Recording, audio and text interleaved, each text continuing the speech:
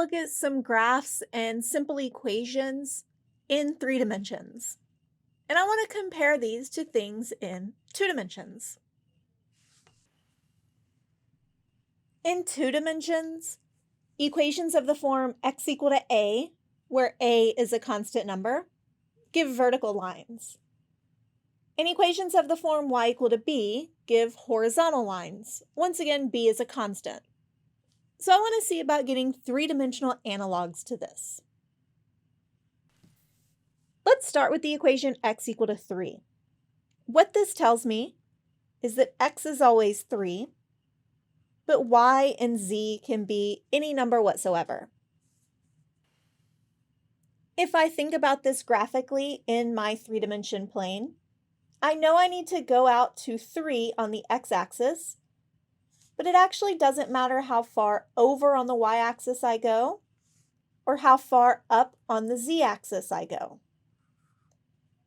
And I can continue this in all directions. I can move up in the z direction and over in the y direction as much as necessary.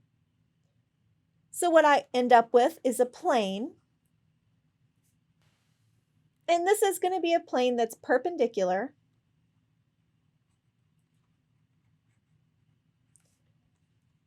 to the x-axis.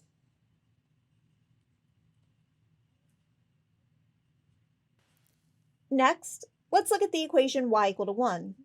This time x can be whatever we want it to be. Y needs to be 1, and z can be whatever we want it to be. Thinking about my 3-dimensional plane, I know I need to go over 1 on the y-axis, but x can be anything, so I can extend along the x-axis as much as I want. And z can be anything, so I can extend along the z-axis as much as I want. And so what I end up with is this plane.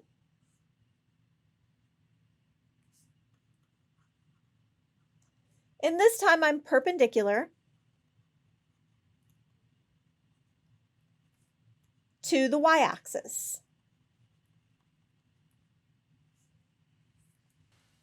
Finally, let's look at z equal to 2. In this case, we can have x and y be whatever we want, but the z-coordinate has to always be equal to 2.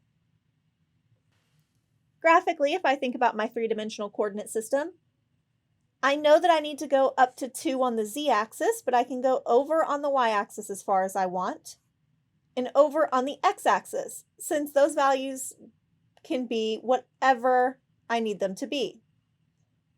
And this time I end up with a plane that's perpendicular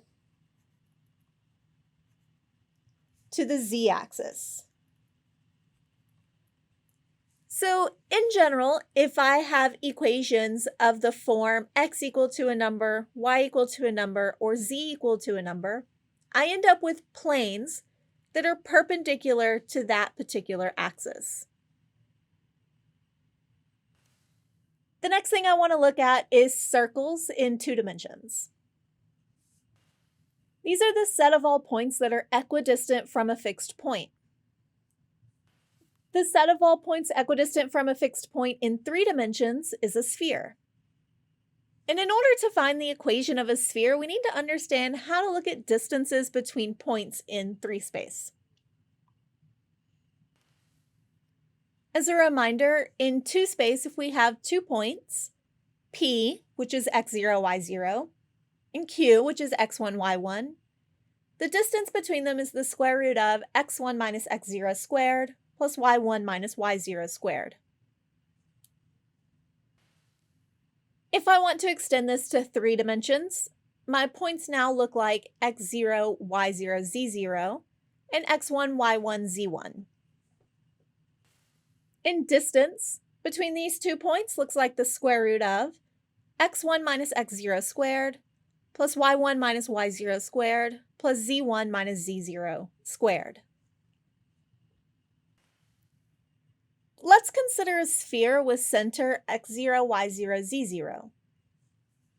And then any point on the sphere, I'm going to call x, y, z.